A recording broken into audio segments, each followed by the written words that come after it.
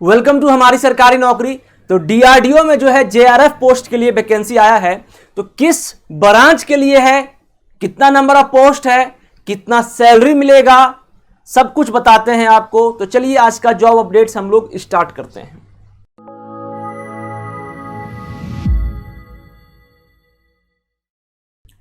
तो ये जो पोस्ट आई है जूनियर रिसर्च फेलो जेआरएफ के लिए आई है, और ब्रांच की अगर बात करूं मैं तो ये जो है आपका ब्रांच जो है मैकेनिकल इंजीनियरिंग के लिए है, मैकेनिकल इंजीनियरिंग के लिए है। टोटल वैकेंसी जो है वो 2 है, ठीक है। क्वालिफिकेशन का बात करें तो बीटेक होना चाहिए आपका, बी होना चाहिए विथ फर्स्ट क्लास से आपका होना चाहिए, और जो है recognised university with GATE valid score, तो वैलिड जो है आपका गेट स्कोर भी होना चाहिए तब होगा। और करके बात करूं मैं तो एमई होना चाहिए, MTech with first class in mechanical engineering from UGC recognised university, and BTech BE mechanical engineering with first class from UGC recognised university. समझ गए। अब दूसरा अगर बात करूं मैं तो junior research fellow JRF same, और इलेक्ट्रिकल एंड इलेक्ट्रॉनिक्स इंजीनियरिंग पहला नंबर, या फिर इलेक्ट्रॉनिक्स एंड कम्युनिकेशन इंजीनियरिंग। यानी कि यहां पे सीधा साधा बात है कि इलेक्ट्रिकल एंड इलेक्ट्रॉनिक्स का मतलब ट्रिपली को मौका दिया गया है और ईसीई को मौका दिया गया है, और उसमें भी जो है नंबर ऑफ पोस्ट की बात करूं तो 2 है, और ये जो क्वालिफिकेशन है वो सेम टू सेम है कि आपका इलेक्ट्रिकल एंड इलेक्ट्रॉनिक्स से बीटेक होना चाहिए, या बीई फर्स्ट क्लास से, या फिर इलेक्ट्रिकल एंड कम्युनिकेशन में आपका फर्स्ट क्लास होना चाहिए, BE B Tech. Same to same ME M Tech भी होना चाहिए फर्स्ट क्लास, ठीक है। तो ये हमने बता दिया। अगर बीई बीटेक है तो आपका स्कोर चाहिए गेट का। और सबसे पहले यहां पे 1-2 चीज बता देता हूं आपको कि इसका जो आपका इंटरव्यू होगा वो 5 जुलाई को होगा, यानी कि अगले महीने होगा। इस बात का आप लोग ख्याल रखिएगा।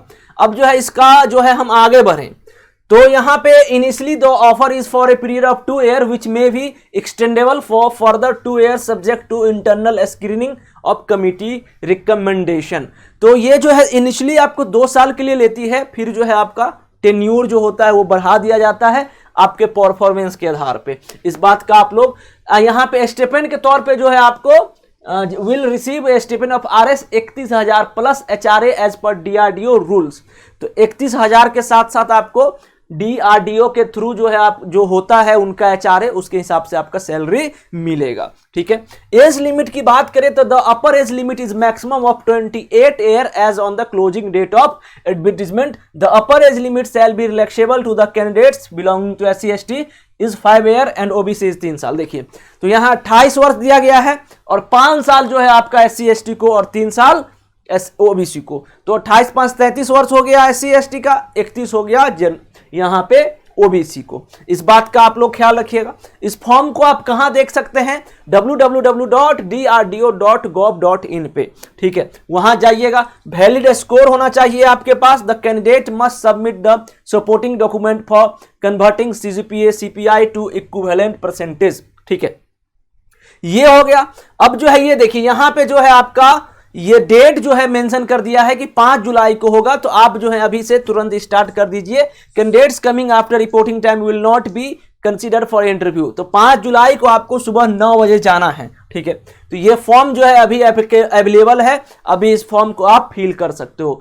यहां पे वैसे दिया है candidate should make their own arrangement for their stay and transport in Hyderabad. Hyderabad में होगा आपका। they should plan to stay for 1 more day, that is 6 July 2008 if requirement arises due to more number of candidate attending the working interview। तो अगर मान लीजिए number of post जो है यहाँ पे ज्यादा लोग आ गए तो आप जो है 1 दिन कोशिश करिएगा और रहने का। ये सब चीज यहाँ पे मेंशन जो है कर दिया गया है, ठीक है। इस बात का आप लोग ख्याल रखिएगा। अब जो है ये जॉब अपडेट जो है आपका पूरा कंप्लीट होता है, और आप जो है बिल्कुल इस फॉर्म को फिल करिए, और डीआरडीओ में आपका सिलेक्शन हो सकता है, इलेक्ट्रिकल के ब्रांच के हो, इलेक्ट्रॉनिक्स के ब्रांच के हो, ठीक है। तो थैंक यू सो मच। जय हिंद जय भारत।